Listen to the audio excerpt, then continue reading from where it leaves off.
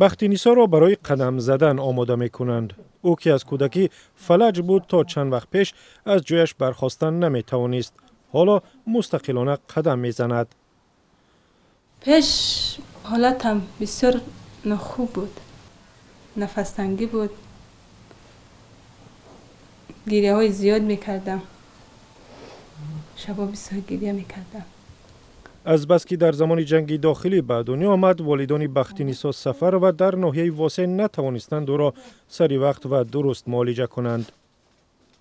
و دوره بسر زمان جنگ شهروندی سرشید، همه مثال پشت نان گندم سرسا سرگردان، نه دخترها کار میکردن، نه دیگر جا تشکیلات جمعیتی دولتی، همش مردگی بود. از سن 5 سالگیش 6 سال رو یاد گرفت. آن وقت 6 سالگی، 7 سالگی، 8 سالگی سالا ما گذشته رفته گیریم، چه قامت راست کرده ایستاده نمیتونه، حال خدشقتی.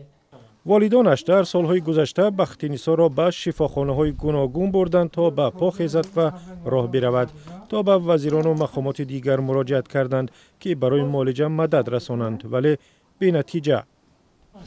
آدمای پیدا شد که گفت برادر که بس که تبابت نمی شود. یکی من او را گوش نکردم. من هم یافتم دکتر کبیری، من هم کمقلق دارم بیام خیلی بیا خیلی ماندگیش یاردم میکنم.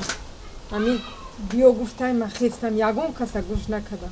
خیستم دختر من گفتم رفتم.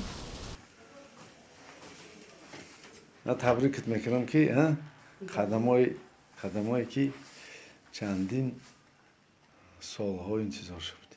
در نهایت معالجه 4 ساله محمود شاه کبیری طبیبی تاجیک در دوشنبه و در مرکز تشخیص و طبابتی ایفیم نتیجه داد و بختی‌نیسا در سن 25 سالگی نخستین قدم‌هایش را زد.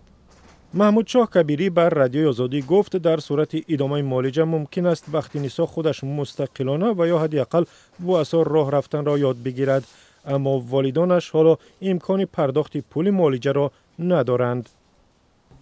کم و بیش میدوزم وش نداره، وش جمع میکنم، پنسیای خدمت جمع میکنم، مایوتاش جمع میکنم، مثال یگون مول دارم میفروشم، همش یک میکنم، با میگیرم میرم طبابت. در حولی برای بختی‌نیسا جای مخصوص آماده کردند تا بعد از سالهای طولانی به حرکتی بدن و پایهایش را به حرکت عادت بدهد. خود بختی‌نیسا از هم تقدیرانش میخواهد ناامید نباشند چون روز به آرزویشان میرسند. و بیماران گفتنی هستم که ناامید نشوند و فکر سالم داشته باشند. طبیبای خوب هستند، بیمارخانه های نو زمانوی هستند و روند طبابت گیرند، شفا می‌یابند. شای خدا.